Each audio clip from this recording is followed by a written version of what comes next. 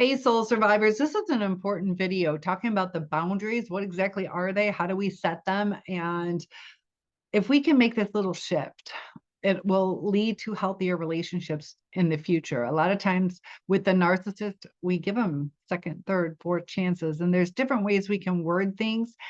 So a boundary, it's not about telling a person what to do. It's about telling the other person what we will do in the face that the other person continues their unkind or undesirable behavior. So it can be kind of hard to accept that we can't control somebody else's behavior, but what we can do is control our own response in the face of somebody else's behavior. A boundary is about telling our truth and taking action on it. So, as an example, I'm no longer willing to be with you in public. If you put me down, I'll leave and take a cab or cab home. I'm no longer willing to be late to events because of you being late. The next time you're late, I'll leave without you. If you continue to be late, then I will just plan on taking separate cars. Your constant criticism feels awful to me. From now on, when you are critical, I will tell you how it feels and leave the room. If you do not take action, then what you have said is a manipulation rather than a truth.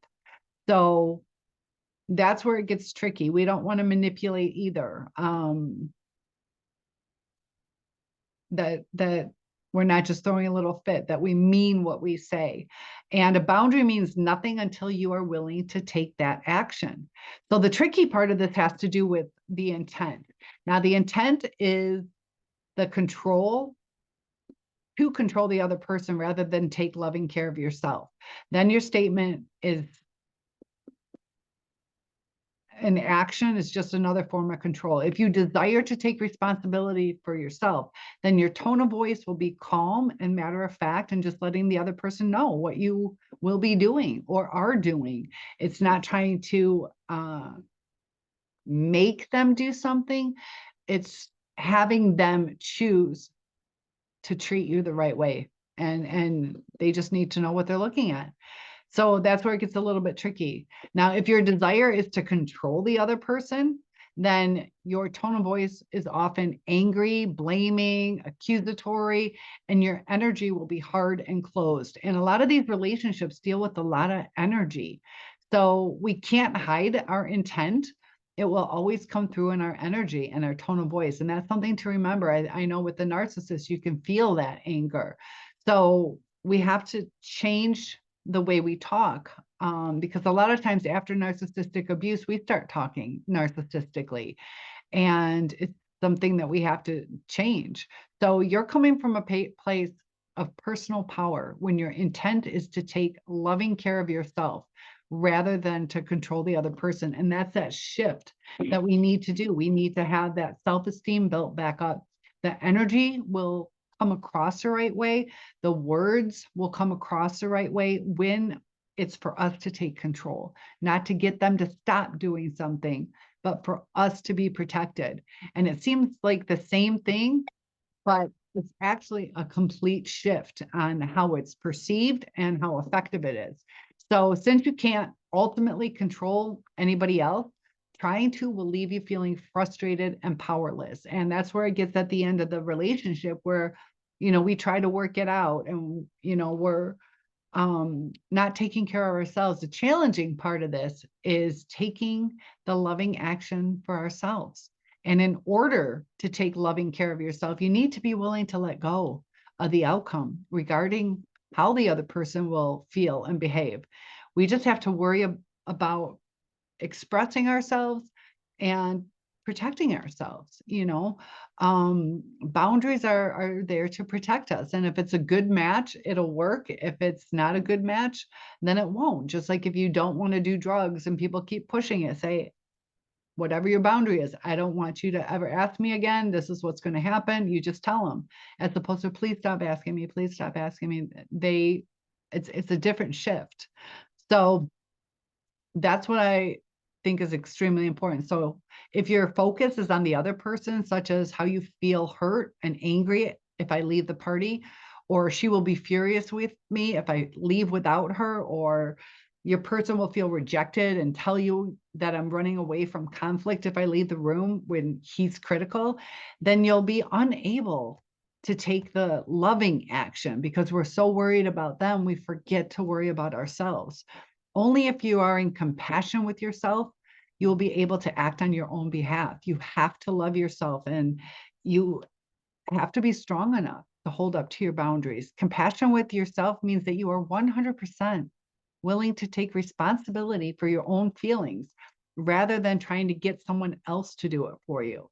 And rather than trying to control another person's feelings, if we want them to feel a certain way, it has to be a choice from within them. No matter how much we try, it's not going to be up to us to change them unless we use manipulation tactics, and those are never good to do. They have to know who your true self is. The people who care about your true self are going to stick by your boundaries, and we have to show them what the boundaries are. So, if the other person's going to be upset with us, you know, are they concerned about how they're affecting us? People tend to mirror how we treat ourselves. So if you tolerate unkind treatment, you're letting others know that it's okay to treat you badly. By taking loving care of yourself, um, people will generally start to respect you and treat you well. But what happens in these narcissistic relationships is they break down our boundaries. And it's not a loving thing that we did to ourselves. So they feel that they can treat us that way, and it becomes a habit over time. So breaking those habits, changing the way that we communicate, will lead to a better life. So it can be hard because we get so excited or hopeful or just want the pain to stop that we get a little anxious and we start going on a roller coaster. We start getting depressed. This isn't working. And so we have to bring ourselves out of depression. We have to trust the process. And narcissistic people thrive on cutting people down. And we just have to be prepared that, if they truly love us, that, there's ways to work things out. But the narcissist doesn't like to compromise. Everything is all about themselves. It's really hard to understand, but their brain is not developed enough. They get stuck in certain developmental stages that their coping skills, their processing.